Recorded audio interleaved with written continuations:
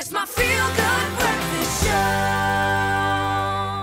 Welcome back. You're live with Expresso on this beautiful Wednesday morning. Now, though, we are going to get serious, honing in on one of the major stories breaking this week, Mount Everest. We have seen in the news a lot lately, but for all of the wrong reasons. Since last Thursday, 4 people have died on the 29,035-foot peak, including, of course, South African-born Dr. Maria Strydom. We certainly send our condolences to her friends and family.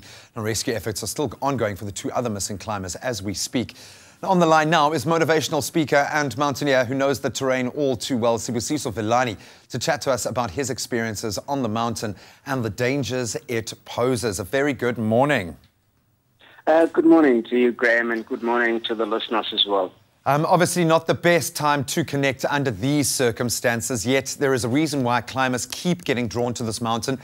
You know that area very well. You've been through a lot of these trials. Paint a picture for us. What are conditions on Mount Everest actually like?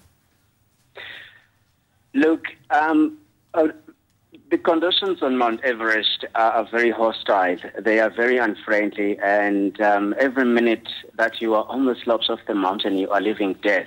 And that's probably the short answer to put at it. So if a person decides to go to that mountain, you have actually made a conscious decision in your mind that you might fall prey to that. But do we have to stop climbing mountains like Everest? My answer is no. It has had such an appeal to many of us. We have inspired the interest. I'm one of those people that have done that. So I really don't think we should stop it. It is a wonderful sport, and it has actually improved safety-wise. Conditions that makes people actually die on the mountain or lead to incidents like that. You have avalanches, you have high winds, big blizzards that can hit you unaware. These are all things that you can never really prepare for beforehand. And the terrain where you are walking is very dangerous. You've got crevices. It is a mountain that is covered in loose snow and ice. There's a section that leads up to the Camp 1 on the south side called the Kumbu Icefall, which is nothing but a frozen river of ice that is naturally moving, which means it is very unstable. That is exactly where the 16 shepherds were killed in 2014 when I was at the base of the mountain.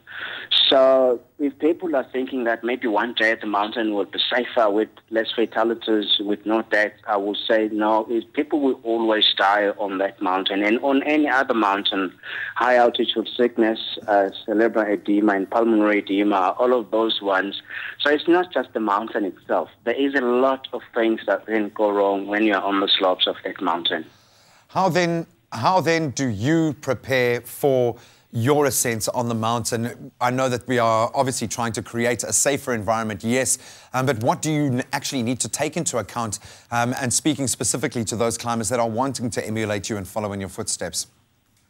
Yes, the best way for anybody really that wants to go and climb the mountain, to stand a chance of really not easily being caught in a situation where it was them that led to the death. It is better for any person to go and try and experiment at other mountains. Just know your limitations, know your strong points, and know what could go wrong so that you can be able to identify that early and make the right decision, whether you turn back or whether you carry on. It is sometimes very saddening to hear that a person wasn't feeling quite well quite early on the expedition. So the biggest question is, why then did you push yourself higher to such an extent that you probably will lose your life, other than having made that decision to say, okay, this is for me, I'm not going out because I'm not feeling well.